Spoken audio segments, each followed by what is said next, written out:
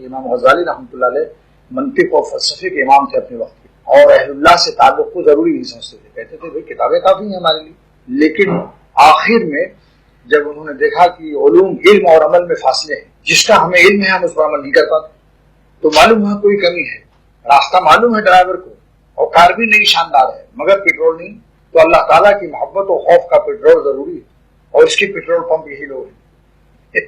لہذا پھر جب رجوع کیا انہوں نے وہ صحبت مشائخ، اور تب جا کے پھر تو کیمیائے سعادت یا علوم ایسی ایسی کتابیں لکھی کہ آج ان قیامت تک ان کی. تو وہی فرمایا کہ جتنے یہ قادیانی جو ہے مرزا احمد اور جتنے جن لوگوں نے صحبت نہیں اٹھائی اور وہ بغیر ڈرائیور کے اپنے جیسے کسی کار کی بریک پر ڈرائیور کا پاؤں نہ ہو اور وہ بریک کہے کہ آپ میری شان میں کیا کر رہے ہیں، یہ بوٹ رکھے ہوئے ہیں میرے کھوپڑی پر یا میری گردن پر، تو اس کار کا ایکسیڈنٹ ہو جاتا ہے، سیدھے راستے تک چلے گی، آخر میں کہیں نہ کہیں تصادم ہو جائے گا. ایسی جن علماء نے اپنے نفس کو نہیں مٹایا تو کہیں جہاں سے کہیں مال سے کے چوراہے پر ان کا ایکسیڈنٹ ہو گیا.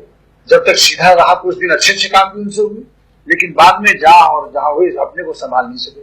لیکن صحبت یافتہ جو ہے وہ ضائع نہیں ہوتا، اس کے نفس کو اس قدر رگڑ دیتا ہے وہ اتنا کہ وہ اس میں دم ہی نہیں رہتا سر اٹھانے کا، سر اٹھانے کا دم ہی نہیں ہوتا.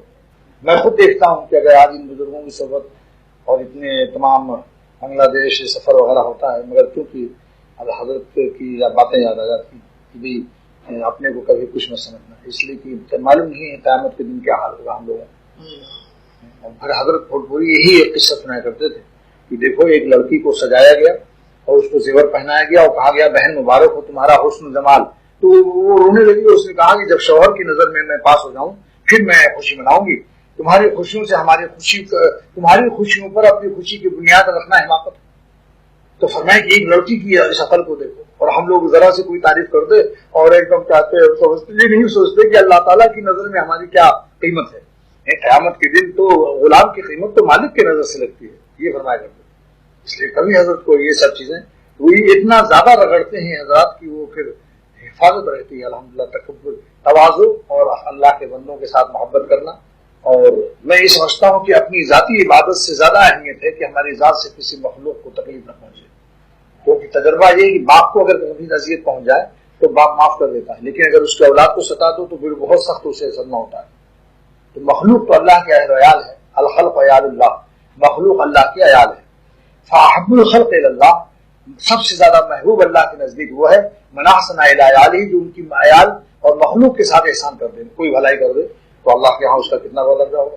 اس لیے جو رات بھر جاگنے والی ایک عورت تھی اور دن بھر روزہ رکھتی تھی، مگر توزی جیران ہو اپنے پڑوسیوں کو ستایا کرتی تھی. حضور صلی اللہ علیہ وسلم یا فی النار، یہ جہنم میں جائے گی. دوسری عورت جو فرض واجب سنت موقع ادا کرتی تھی، نوافل بھی نہیں، نہ رات بھر جاگنا نہ کچھ، فرمایا لیکن اخلاق سے اس کے تمام محلے والے خوش، فرمایا یا فی الجنہ، و جنت میں جائے گی. یہ چیزیں تجربہ نہیں، جن لوگوں نے صحبت نہیں اٹھائی وہ اس کے فائدے کو سمجھ نہیں سکتے.